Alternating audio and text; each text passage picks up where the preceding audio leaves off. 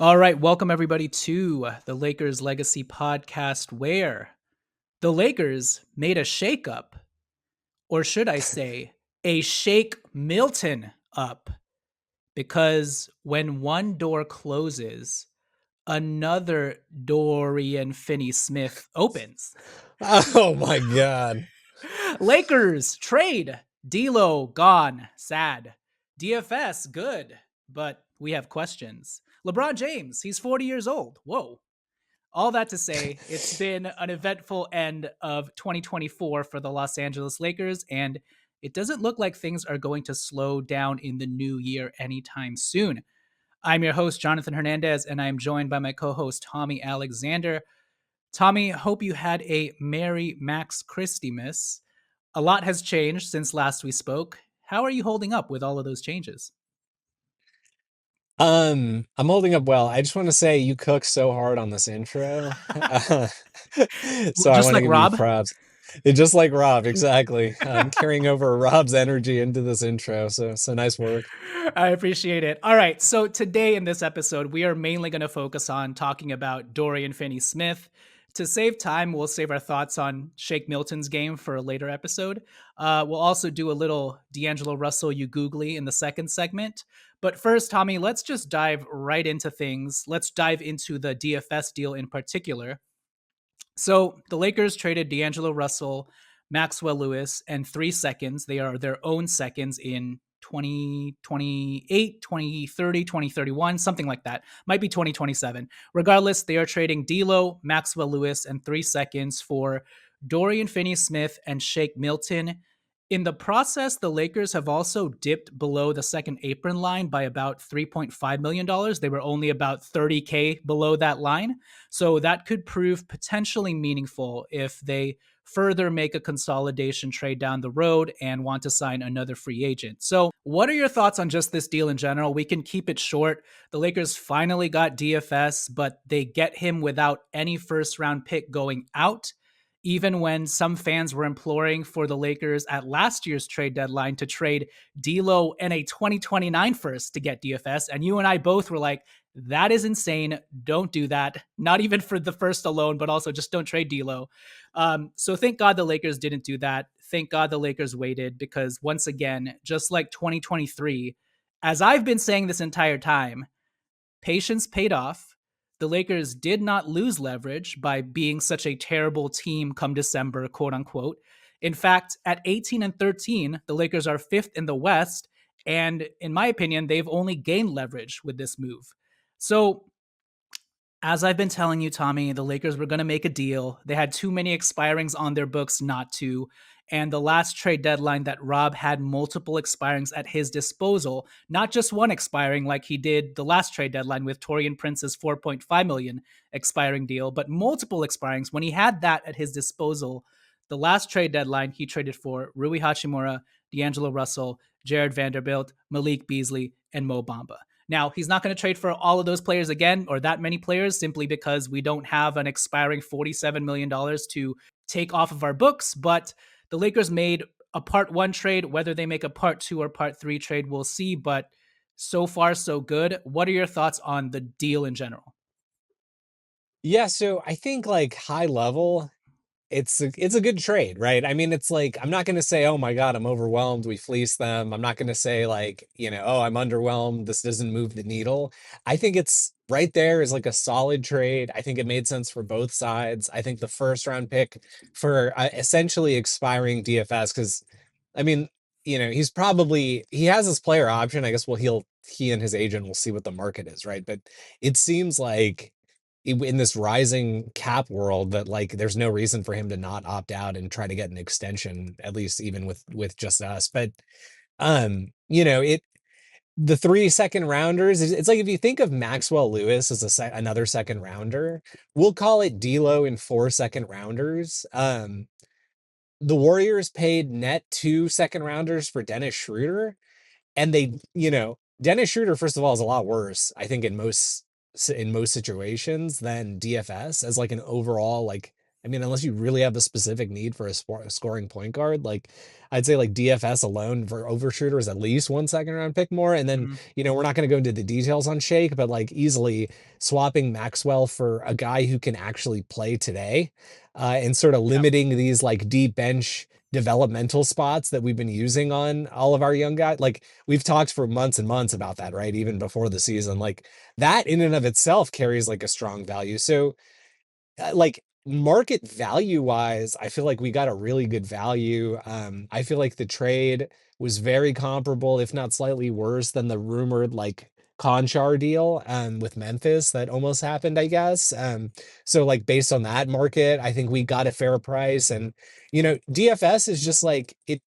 He's a solid, we'll talk, I guess, more specifically Yeah. about his game, but it's like, swapping offense for defense. And I think doing that at a time where in recent, like, last couple of weeks, I'll call it, we've sort of proven, I think, with actual results that even if our offense is ranked 30th, which shockingly over that like 5 game stretch where we were ranked like second or first best defense in the league, we were literally last in offense. If even if our offense is doing much more, poorly than it did last season or earlier this season. If we're actually able to achieve defense, I don't mean like let's be mid offense, let's be mid defense. I mean like let's be elite defensively and see what happens with the with offense. I think if we can be elite defensively, this group, because of LeBron and AD and even Austin, who can create a little bit for himself, like will be able to squeak out some games as long as we can keep those guys like in it, right? And DFS is like another step in that direction. And look, the one thing I'll caveat all of this with is I do think folks are severely underestimating the DLO loss. Even Yeah. by the way, in a year where I thought D'Lo is, and not I thought the numbers are showing that D'Lo is having essentially a career low year across the board. I think even in that circumstance, like you could argue D'Lo may be overpaid given that output, but he was giving an output. Like it didn't show up in the stats specifically necessarily, but he was creating, he was organizing the offense. Those are things that you can't just like, okay, well, whatever, Gabe and Shake Milton can replace that. That like it's going to take like a real playmaker, I think. Who I think we're going to be looking at in a subsequent trade, by the way. Yeah. But it's I don't want to understate that. I just think that the reason I view this as a net win is I this archetype that we've acquired with DFS, it is objectively it's harder to find this than it is to find, a small guard who can be or like after LeBron, after Austin, be like another option to like organize the offense and create a little bit for his teammates.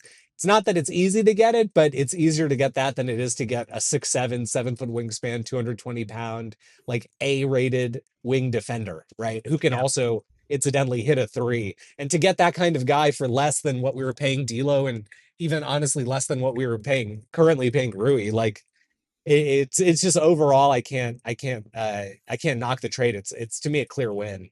You got to do this kind of trade if it's available. Yeah. Yeah, and we didn't send any first round picks going out. We still have our 2029 first, we still have our 2031 first. And you And I know that think we it's have and by the way, I want to say we have two. I think we have everyone keeps and maybe I'm wrong on this, but I'm pretty sure we have 2 seconds in this upcoming draft. So we still have a couple seconds. I don't think we're going to be it like we have our own second and the Clippers second or something in the uh 2025 draft, and it's like I don't think we're going to be using both of those picks in the actual draft. So like and also incidentally, like every time this is the time of the year where like second round picks get so overrated in terms of their value. Like they're available to buy every single year. So nobody actually like the Nets. I saw something they have like 16 second round picks over the next 7 drafts. No team actually wants that many second round picks. It's just like a flashy number to throw out there. But like, if we want a second round pick, we can literally buy one any year, as we did with the Maxwell pick, as we did yeah. with the THT pick, and we'll continue to do that. So whatever, dude, throw them out like candy. I mean, 3 second rounders instead of a first. You take that any day of the week. Yeah, and whether we only have 1 second left or 2 seconds, I think it's 1 second actually. We still have JHS who could essentially serve as a second flyer for another team, Yeah, even though he was a you'll first round probably pick. get one back. So Yeah. so the Lakers are in a really good spot right now. So I'm glad they took the wait and see approach, as I've been telling people all offseason, all these angsty fans who are ready to trade 2 firsts for Jeremy Grant, trade 1 first, the 2029 first for DFS. That was always insane. And this proves it because we just got DFS for 3 seconds. And you know that it's a win trade, Tommy, when several other fan bases are envying Rob Pelinka and the Lakers for only getting DFS for 3 seconds. I saw people from the Nuggets contingent, the Sacramento Kings contingent, the Warriors contingent, and most especially the Memphis Grizzlies contingent, who were all complaining this past weekend at the I wouldn't call it a heist, but other fan bases were calling this a heist in the Lakers' favor. So that just goes to show you, whether you're not high enough on this deal or kind of low on this deal, just know that other fan bases are envying the Lakers for being the quote unquote belle of the ball with regards to nabbing Dorian Finney-Smith in this deal. So why don't we move on to talking about DFS as the player? I mean, I feel like we don't have to go too in depth into this guy because Lakers fans have been surmising about DFS for the last 2 or 3 years. I feel like we talked about DFS before he was a popular target on this podcast when he was with the Dallas Mavericks and still coming up. And now he's like this tried and true veteran that so many fans and teams have coveted. So, DFS has kind of undergone a bit of an evolution the last few years with the Brooklyn Nets. I think with the Dallas Mavericks, when he was really coming up, he was viewed as more of a traditional 3 and D wing like Trevor Ariza. Since then, he's actually kind of bulked up into being this pretty sturdy yet still mobile and long power forward defender in the likes of like a PJ Tucker or like an even older, poor man's version of Jonathan Isaac. I want to make sure that I say poor man's version of Jonathan Isaac. He isn't like Jonathan Isaac, but if Jonathan Isaac was 35 years old, you would get Dorian Finney-Smith, is essentially what I'm trying to say, because he can competently and legitimately defend positions 1 through 5 and is a great switch defender because of that. And according to Second Spectrum stats, DFS is the only player in the NBA this season to guard all 5 positions for at least 15 matchups per game. So his It's versatile crazy. utility as a defender can't be understated. So having said that, I wouldn't want him to consistently be on an island defending quick, fast guards, because while he will always finish defensive plays and try to contest shots at the rim, he is more liable these days to get blown by those types of quicker, more athletic, smaller guards. So I Yeah. still think guys like Vando, Cam Reddish, and Max are better point of attack players for those De'Aaron Fox type guys. But when it comes to more craftier jump shooting players like a Devin Booker or a Jamal Murray, that's where I think DFS's length and mobility on the perimeter can really be disruptive. Having said that, he has been deployed more as a power forward and a small ball 5 in recent years, but he actually does that job pretty well. He can hold his ground well in the paint and is a nuisance for bigs to go up against because he is very handsy and loves to strip them of the ball. So slower guys like Jokic kind of get off kilter a little bit. So yeah, what are your thoughts on DFS? Because to me, I would call him these days a superb connective defender who can essentially be the rising tide that lifts all boats for the Lakers defensively and then really takes a load off of AD's shoulders on that end of the court in terms of having another engaged, attentive defender on the floor with motor.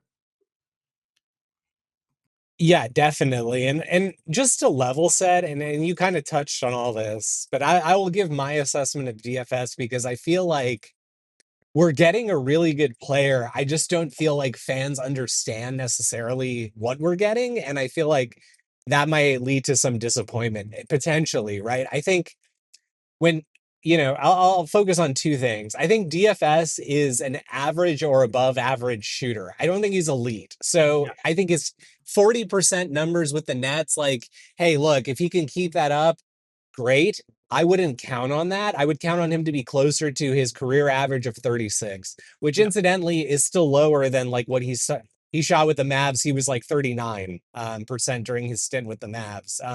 A couple bad years, his first couple years with the Nets sort of pulled his, or season and a half with the Nets, maybe sort of pulled his averages down. And I think that hurt him a little bit.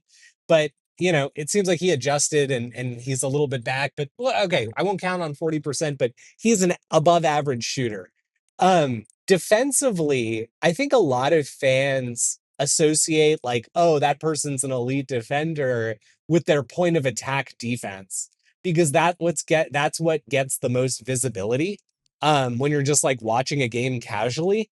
And so, Yeah. DFS is less of a point of attack defender than he is just like a really, really solid wing defender. If you look at his like metric, and Kranjus was posting a lot about this after the trade, so a lot of people who follow him on Twitter probably saw this stuff, but DFS on an island guarding wings is one of the most elite defenders in the entire league.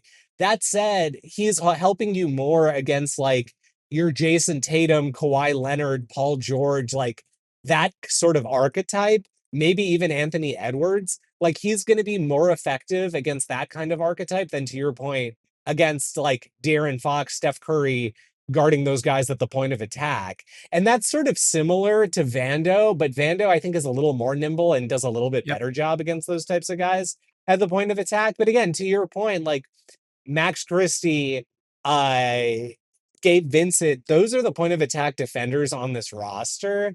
And I have like a little bit more faith in JJ than I would have had in Darvin in identifying that, like, Darvin was like, well, Torian Prince is one of our good defenders. Let's just have him guard De'Aaron Fox. And it's like that. Why do you think we got swept by the Kings? Right.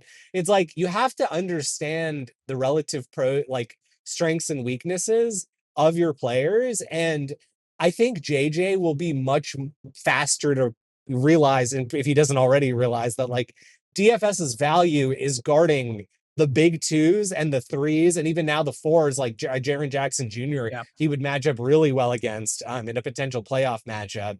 I think JJ will be much better at identifying that those are the matchups where DFS really thrives. And yeah, he can switch, he can hold his own on an island, but you don't want him like he's not going to be pressing full court. That's not what we mean by this guy's a good defender.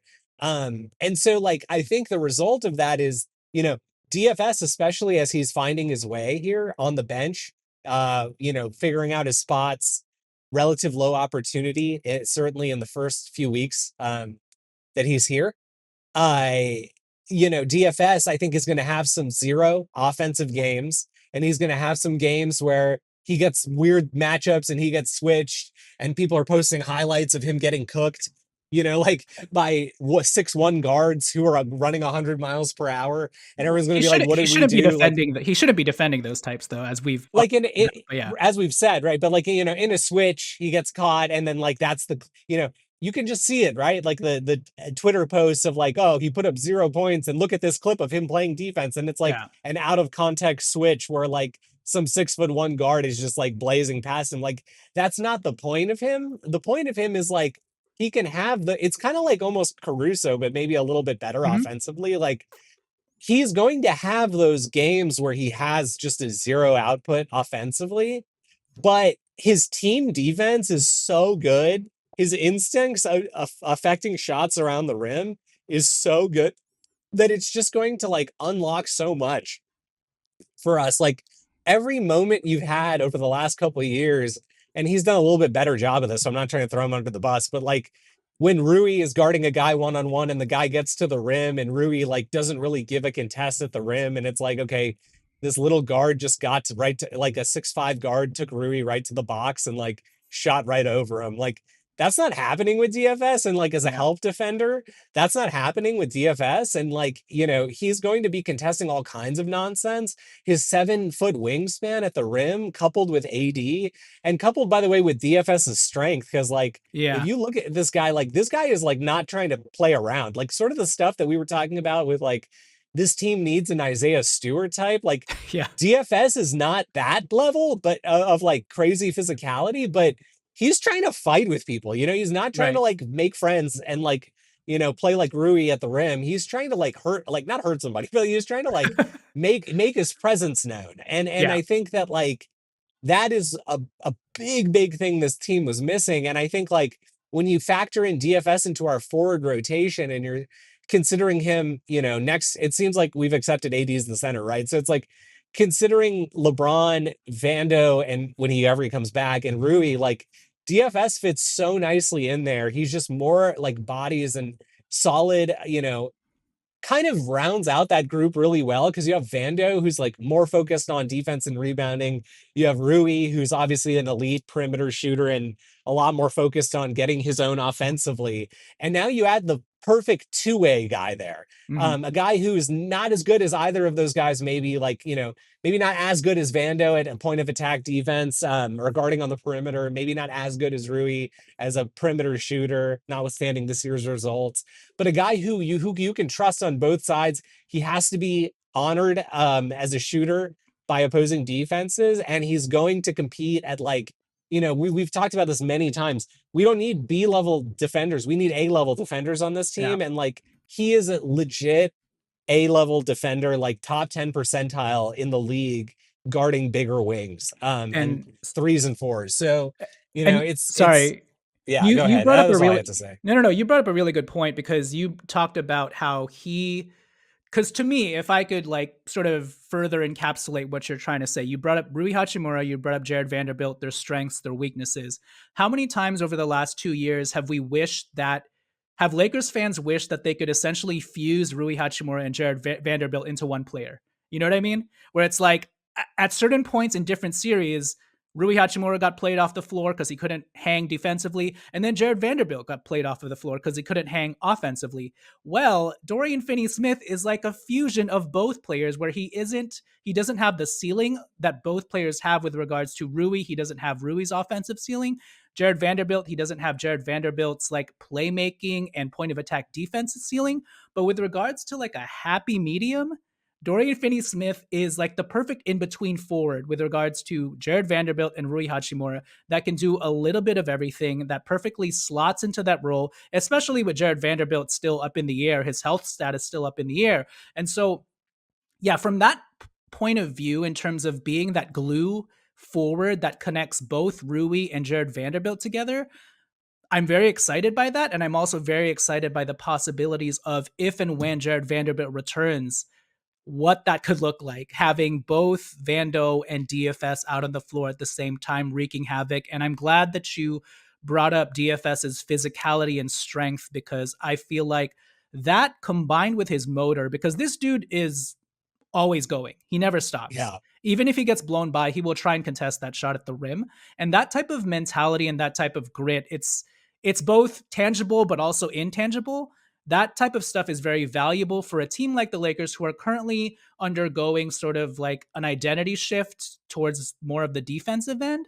But if they were already down this path anyways, DFS kind of takes things full throttle for the team. And so the last thing I'll add is to your point about his 3-point shooting, yeah, he like career wise in the regular season, think of him more as a 35% 3-point shooter. He did shoot 39% in his seasons with Dallas, hitting 2 threes a game. But every other year besides that, those 2 seasons with Dallas, he's been actually a pretty low volume Rui Hachimura type shooter, shooting like 35%. Having said that, in the playoffs, Tommy, he is a knockdown 3-point shooter.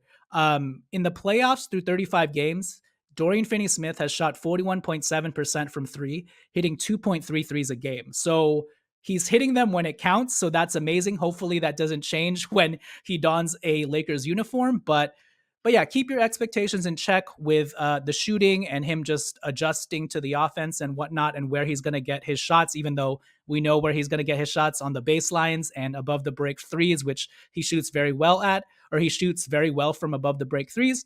But yeah, overall, I think this is a great deal for the Lakers and it helps set them on a course to be kind of like the 2019-20 team again with a bunch of goons, a bunch of dogs, a bunch of hustle players. So, with that said, why don't we take it to break here? After the break, let's talk about we can elaborate a little bit more on our concerns with this move and the holes that it leaves. And also give a little bit of flowers or a little bit of love to D'Angelo Russell. But before we do that, Tommy, as I just mentioned, the Lakers finally got some dog in them with this DFS trade. But speaking of DFS and dogs, if you like to bet on sports, the best DFS app that you can use is the Underdog Fantasy app. With over 5 million happy players and $2 million, with over 5 million happy players and $2 billion won, Underdog makes it fun and easy to cash in on all of your favorite athletes' performances. With their pick'em game, you could win up to 1,000 times your money just by choosing higher or lower on players' stats, i.e., assists, turnovers, points, and more. And Underdog even has some pretty cool added tools to help make sure that you win money. With Underdog Rescues, you can get your money back and receive a promo if an early injury causes your entry to lose. With Underdog's double flex option, you can even take two L's and turn them into a W. And as far as some Lakers props go, this week I'm looking squarely at all of Austin Reeves' assist props because with D'Angelo Russell now gone and more of the playmaking burden going on Austin's shoulders, I think he will continue to average around 6 to 7 assists. So make sure to take the higher on his assist prop. He's averaging like 13 assists per game the last 2 games. And while I don't think he's going to be doing that consistently, especially with LeBron James coming back, again, I think he should be a solid bet to hit 6 or 7 assists the next few games. So if his prop is at 5.5 or even 6 assists, take the higher. So what are you waiting for? Underdog is the best place to play Pick'em. So download the app, sign up, and use promo code LEGACY and deposit now to get up to $1,000 in bonus cash instantly. Again, that's promo code LEGACY. Download the app and sign up now. Must be 18 years or older, 19 years or older in Alabama and Nebraska, 19 years or older in Colorado for some games, 21 years or older in Massachusetts and Arizona, and present in a state where Underdog Fantasy operates. Terms apply. Void in Colorado for some games. Concerned with your play, call 1-800-GAMBLER or visit www.ncpgambling.org. In Arizona, call 1-800-NEXT-STEP or text NEXT STEP to 53342. In New York, call the 24/7 Hope line at 1-877-8-HOPE-NY or text HOPE-NY 467369. All right, let's pitch it to our sponsors, and when we return, more on DLO, DFS, and the rest of the team after that. All right, so we are back. Tommy, let's do a quick little D'Angelo Russell you googly and talk about your favorite D'Angelo Russell moment during his second stint with the Lakers. It could be a shot, it could be a stretch. What are you going with?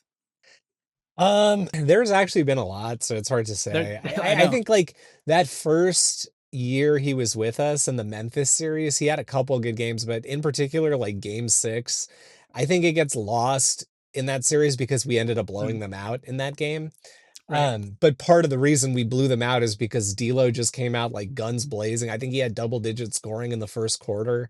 Hmm. And so it's like, that's always a moment that stands out to me, I think in particular because so much of his tenure with us was marred by people suggesting that he couldn't do it in big games. And in his first year with us, and back with us, I should say, in a huge clinching game at home, where it's like, in hindsight, we blew him out, like I said. So it's like you kind of forget, oh, they won in 6. You lose that game, you're probably losing the series. Hmm. And so that was like a high stakes situation, and he dominated in that game. So, many efforts like that over the years. But since that was a playoff one, it stands out to me. I think that's a really good point because people will, people like to call D'Angelo Russell a front runner, right? So that's the perfect game to say, oh, what D'Lo scored 30, who cares? They blew them out, But it's like, to your point, D'Lo is the reason why we blew that Yeah. team out in a pivotal Game 6 elimination game. You know what I mean? I think people will most often go to his Game 4 performance, right, when he hit the 3 straight threes and got the Lakers into overtime Yeah. as the pivotal D'Lo moment. But to your point, D'Lo did this from start to finish that game, essentially the full Yeah. way through. So I like that pick as well. I think for me, so I was like grappling between two moments. Like one was the Golden State F you guys, I'm taking this transition three in overtime versus the Warriors that got the Lakers the last game winning bucket in overtime last season in the regular season. I really like that play because it was the most unbridled, most DGAF version of D'Lo that was ready to just go down swinging because he had the trade deadline looming all over his head. DeJounte Murray rumors. And that's when D'Lo was like, you know what? I don't care. I'm going down, guns blazing, and I'm going to take this ill advised transition three. But actually, he had been heating up until that point. So it wasn't, that ill advised. But the fact that he had the balls to take that shot is very indicative of D'Angelo Russell. Now, if he had missed that shot, we all know what would have happened.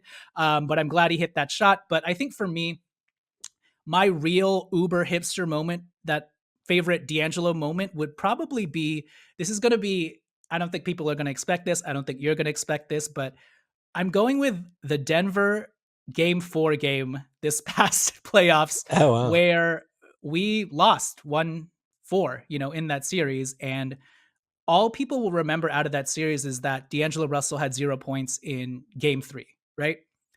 For me, I'm picking the Denver game 4 game because D'Angelo Russell bounced back in such a huge way after that 0 point performance, which I don't think was entirely his fault. He only took 7 shots that game and he wasn't being utilized properly after a game 2 where he had 23 points. Anyways, that's beside my point.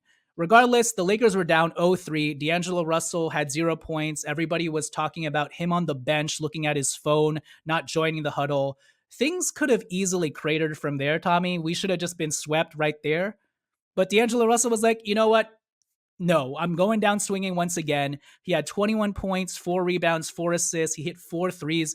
He actually took over in the fourth quarter. The Lakers put the ball in his hands, and he was responsible for the Lakers scoring on 6 to 7 straight possessions that really opened up the game and allowed us to, for once, actually not only beat the Denver Nuggets, but beat them pretty handily and decisively. So to me, that game was sort of like showed D'Angelo Russell's growth and him being able to exercise a little bit of his Denver demons. Now, again, the entirety of the series, he wasn't perfect. And again, this game came on the back of him scoring 0 points.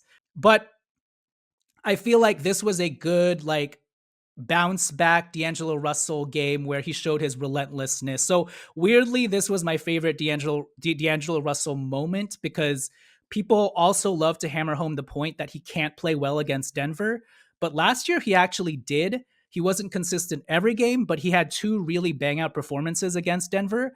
And to me, that at least shows some growth. And I think D'Lo's time with the Lakers, however way you want to feel about him, however way you still think he came up short, all the highs and lows, et cetera, I think D'Lo's time with the Lakers can be summed up with the title phrase of growth. So I hope D'Lo knows that there are fans out there who have appreciated watching him grow as both a player and a person in his second stint with the Lakers, and I hope he takes that with him on his next adventure with the Brooklyn Nets. So any parting thoughts on D'Angelo Russell? I think you said it. You gave good assessment of what missing D'Lo on the basketball court will feel like, but any intangible, ethereal thoughts on D'Lo in general?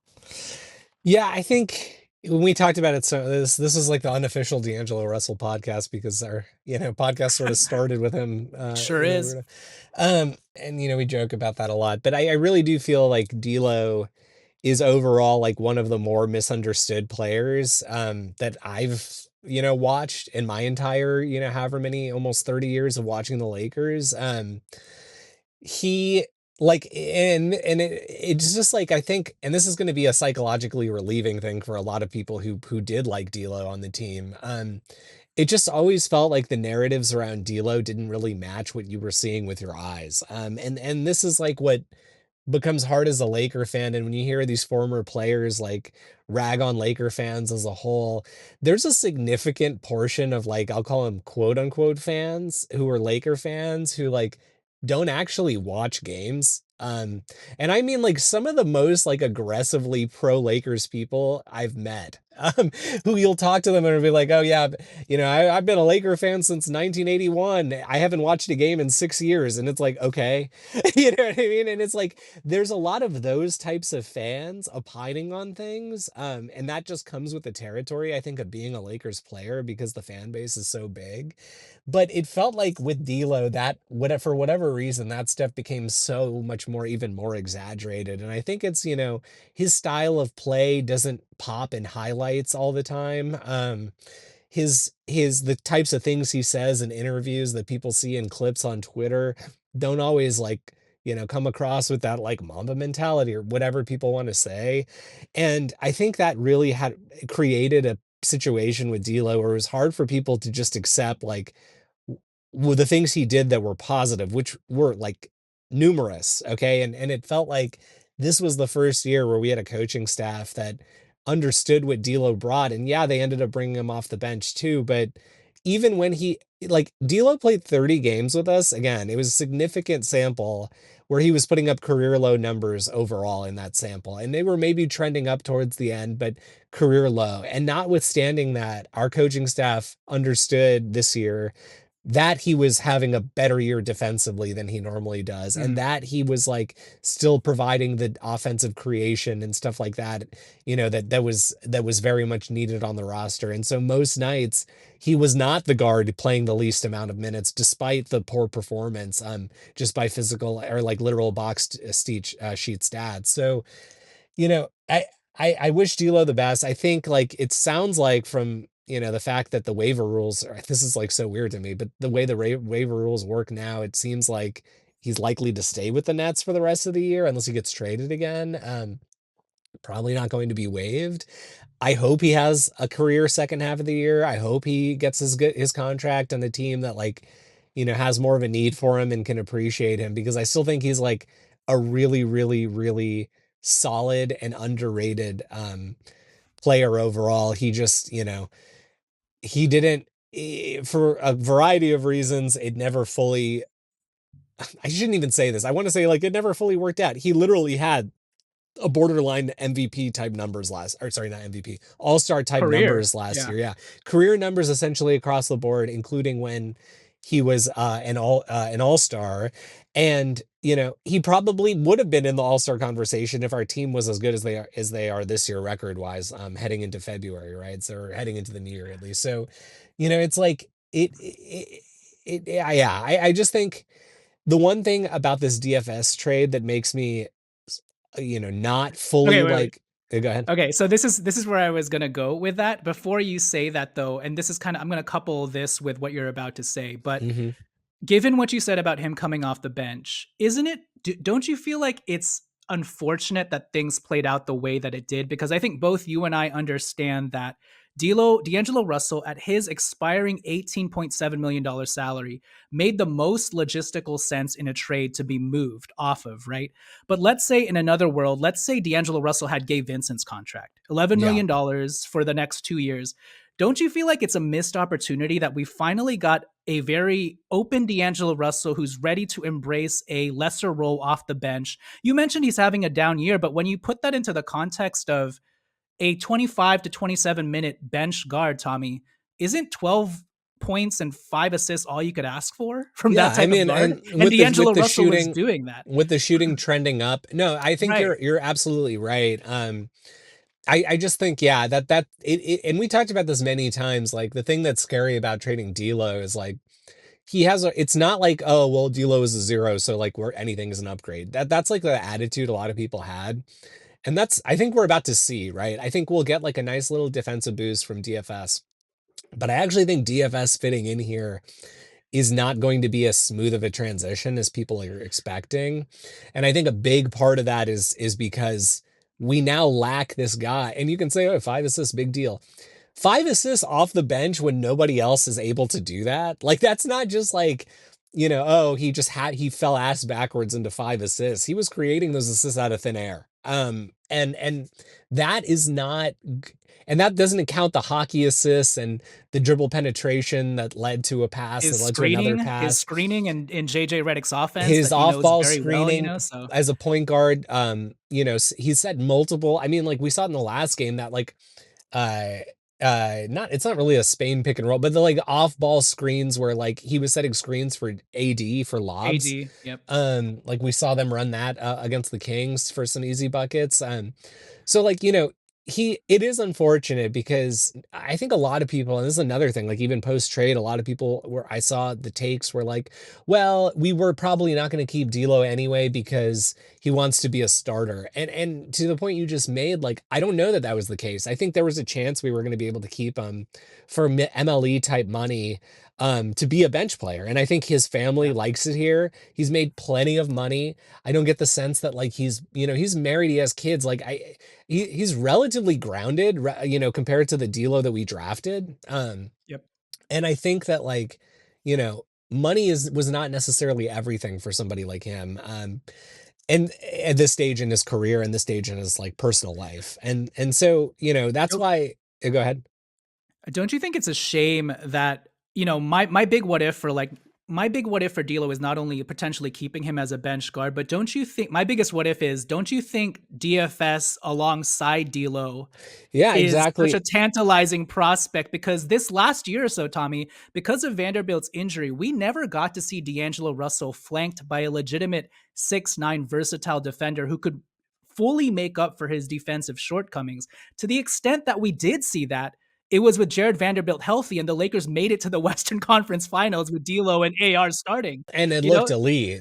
so now, can you imagine if D'Lo was flanked by not only Vando but DFS? And so that's going to be my biggest I wonder what could have happened. Well, But and yeah, and the good. thing about DFS is like he's not just like a spot up shooter, he's like a pick and pop shooter. And if you watch his highlights, you'll Hmm. see it. Like he sets these big power forward screens and then has like a really uncanny ability to like take two big they look kind of awkward sometimes, but he'll take these two weird like big backward steps and all of a sudden he's behind the 3-point line and he catches it on the pick and pop and shoots the three. Now you think like, oh, well, whatever, anyone can do that. No, they can't. That's like another thing that I've seen with like these takes on D'Lo leaving is like, well, a lot of our offense is instigated through AD at the corner. I'm like, you have no idea what you're talking about. Like that just happens to be the first pass for a lot of our sets is AD at the corner of the key, but that's not how we're not running our offense through AD like the Nuggets run their offense through Jokic. It's like to the extent AD gets the ball, it's often for him to attack as a scorer.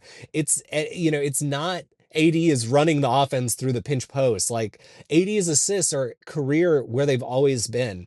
The thing about getting AD touches at the post consistently was just to make sure the ball touches his hands because we went through significant minutes stretches as we know the last couple years without AD even literally touching it, let alone taking a shot. So Yeah. AD is not running offense more than he was before.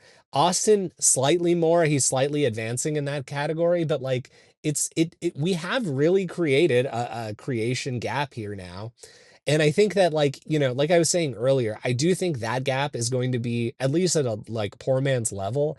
It's easier to address that gap than it is to get like an elite A level Yeah. wing defender. So I'm that's why I'm not too fussed about it. But yeah, I mean, this is all part of the reason why leading into this DFS type moves, we always said like, if AD is or excuse me, if D'Lo is going out, I really hope we're getting some sort of ball handling guard coming back. I mean, we didn't get into Shake very much on this podcast, but he helps a little bit, but he's more of a scorer.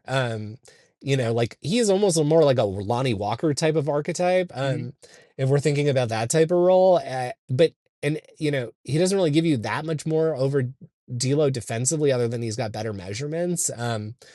And so it's like that's not going that in and of itself is like a depth signing, right? That's like veteran depth. Like that's not you can't count on Shake Milton to be a legitimate rotation player, at least based on what we know about him right I now. mean, for all we know, Shake Milton could have Lonnie Walker's ceiling, which is pretty good, or he could have Quinn Cook's floor. You know what I mean? Yeah, Like we don't yeah. know who he could be. My last question for you to land the plane here, and you were already kind of getting to it, but with regards to Austin Reeves, I think this is more of a rhetorical question, which you can expound upon. But did we over course correct too much the other way?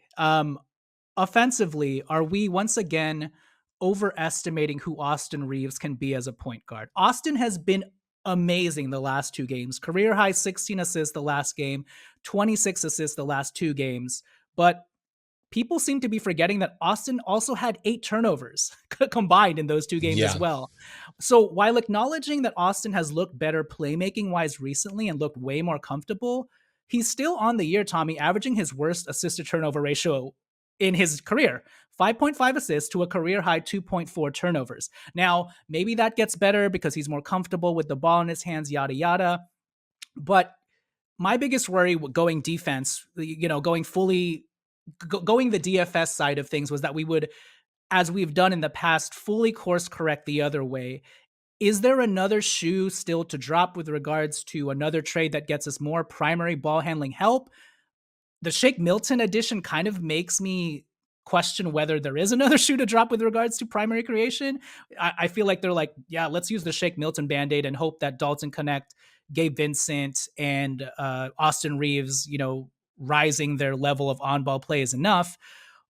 Or yeah, do you think that is their plan? It's essentially what I'm saying. Like, is it Yeah. another trade or is it just internal offensive improvement from all of the guys who seem to be ticking upwards in their offensive games? Well, on the point about overestimating Austin's abilities, I actually don't. Well, I think time will tell, but I don't think they're necessarily overestimating him. I actually think they know who Austin is, or they have a pretty good idea. I just think that, like, you know, I think that, and that's why I think that there's a further move coming, that's going to be for another playmaker. I don't, I just think that what they've probably thought in recent weeks is like, again, I don't know where we stand now after that Kings game, because we obviously, the Kings were playing fired up and we let them shoot 50% on us, even though we still won. But in the 7 games leading into that Kings game, we had the second best defensive rating in the NBA in those 7 games. And in all 7 of those games, even in the Minnesota game where we only scored 87 points, we were like competitive. And so I think it's less like overestimating Austin and more just really leaning into this notion of like, if we play defense, the offense may look clunky AF, but like we'll keep ourselves competitive enough. And then hopefully AD and LeBron heroics can carry us in the last 6 minutes of a close game. I think that, like, you're really, really going to see the pain of losing D'Lo in these first couple weeks where we're phasing DFS into the rotation, because who is the ball handler? Like, Austin and LeBron James both start. And that's not going to change. They didn't trade D'Lo to bring Austin off the bench. So, Yeah. like when they had both, they were choosing to start Austin. So, like, they're still going to start Austin, I assume, at least at first. And is it Gabe Vincent? Is it Shake Milton? I mean, who is like going to be the primary ball handler off? I don't. I think people are really, really underestimating how clunky that's going to look, and as a result, like, you can have the 5 best defenders in the world, but like if none of them can score, you're going to be leading to a lot of like transition opportunities on the other end, because you're going to get like a lot of guys shut down taking bad shots. So Yeah. you know, again, it's I think that need is easier to address, whether via the draft, free agency, waivers, whatever, than the gap that we filled, by getting Yeah. DFS.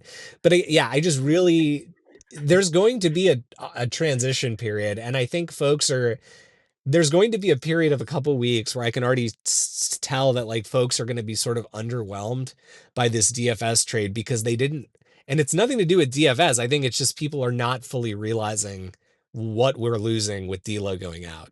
Yeah, I mean, it was clunky as hell back in 2019-20 Yeah. when we had much healthier LeBron James and Anthony Davis, and Rajon Rondo was kind of the only point guard there, sort of besides LeBron James, of course, who was manning entire units. And obviously we have Austin Reeves to fill that role, but you presumably like to have another surefire point guard besides LeBron, an aging LeBron James who's now 40 years old, and Austin Reeves who's still kind of getting comfortable with the position. This may sound weird, but I almost think we need to sign an Alfred Payton sort of guy who can legitimately rack up assists and play make. Alfred Payton can't shoot, but that's kind of the point guard that I'm looking for to fill that spot. Like someone who can legitimately organize an offense and has some creative vision behind his passing that isn't just swing, swing, and that's it. You know what I mean? But anyways, we'll get into that in future podcasts. The one last thing I'll say is the Lakers are on a roll currently. JJ Redick has already said that DFS will be coming off the bench, which I think is the right move for now, because up until JJ Redick put Max Christie in the starting lineup as the starting shooting guard, the OG starters with D'Lo, AR, Rui, LeBron, and AD actually still had the highest 5-man rating amongst all other starters the Lakers have used this season, with a plus 8.9 net rating. Okay. But most recently, since Max Christie has entered the starting lineup, that unit in the last 6 or so games has actually sped past that OG starting lineup. So the AR, Max, Rui, LeBron, and AD starting unit has since overtaken the OG starters to have the highest overall point differential with a 14.8 net rating. So the OG starting lineup with D'Angelo Russell and Rui was plus 8.9. And for the first time, we have a new starting lineup with Max Christie that has surpassed them with 14.8. And so I think JJ Redick wants to keep that train rolling. Rui Hachimura has gotten into a really good rhythm offensively, especially from downtown. He's shooting 45% from 3 this season, which is insane. So I think it's one of those don't fix something that ain't broke sort of scenarios, at least early on. And DFS and Shake Milton still have to be integrated. And most importantly, I think DFS is still going to close a handful of games right out of the gate, so it doesn't really matter at the end of the day. But with that said, the Lakers made a trade. We'll see what's to come if there's another shoe to drop. But yeah, exciting times for the Lakers. And we will catch you next time, hopefully with the Lakers on another win streak and hopefully with DFS and Shake Milton balling out. But with that said, thank you guys for listening to the Lakers Legacy Podcast. Follow us on Twitter at Lakers Legacy Pod. Please subscribe to our YouTube channel. And most importantly, please give us 5 stars on the Apple Podcast app and the Spotify app. And with that said, Happy New Year, everybody. Tommy, Happy New Year. And I will see you in 2025. Peace. Laters.